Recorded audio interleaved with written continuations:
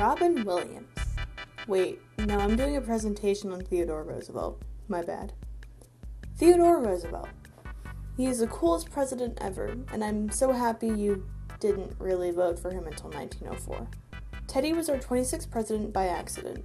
Roosevelt became president after William McKinley was assassinated on September 14th, 1901. I guess you're the president now, everyone said as Teddy went and made 5 national parks. He was born in New York City on October 27, 1858, to Theodore Roosevelt Sr. and Martha Bullock. Sadly, his mother and his first wife, Alice Hathaway Lee, died on the same day, but Roosevelt remarried to Edith Kermit Crow and had 5 kids with her. This is great and all, but why should we like him? Because this man is a jack of all trades. Roosevelt went to Harvard and took German, natural history, zoology, forensics, composition, as well as adding boxing and wrestling to this list of cool activities doctors said I shouldn't do because of my bad heart but did anyways.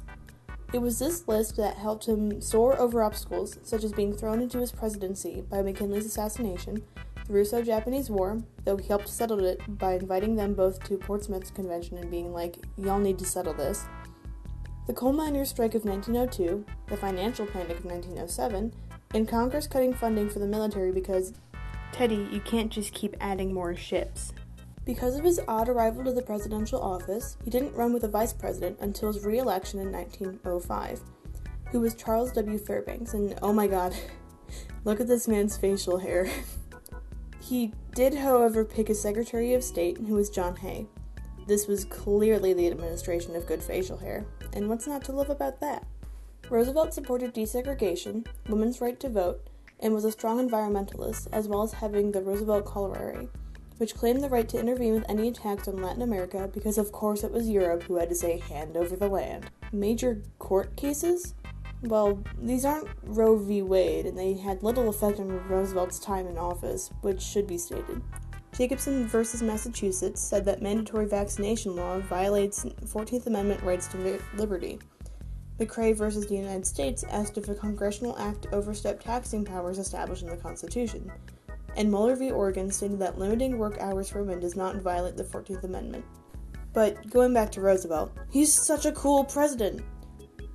But it should be noted that he dishonorably discharged 167 black soldiers from military service after being accused of starting a shooting rampage, where one white person was shot and another was wounded immediately after receiving the black vote, and Booker T. Washington to the White House, which of course was a controversy because it's early 20th century. Anyways, are you tired of your medicine having drugs like cocaine or LSD in them? Do you want your meat to be clean when you buy it from the store? Well, boy, do I have news for you. In 1906, Teddy Roosevelt passed both the Pure Food and Drug Act and the Meat Inspection Act. Now you don't have to worry about seeing cows in your living room or seeing hair in your chicken. If that's not enough to convince you that he's a great president, what about these fantastic world events that he helped make happen? Would you like some Panama Canal construction? Or perhaps the side of giving the Dominican Republic their first financial director? What about his many conservation efforts right here in America? Like establishing 18 national monuments, 57 wildlife refuges, and 150 national forests. Hello, National Park Service! He did so much for the environment that some may argue the National Parks of America are all landmarks in Roosevelt's honor.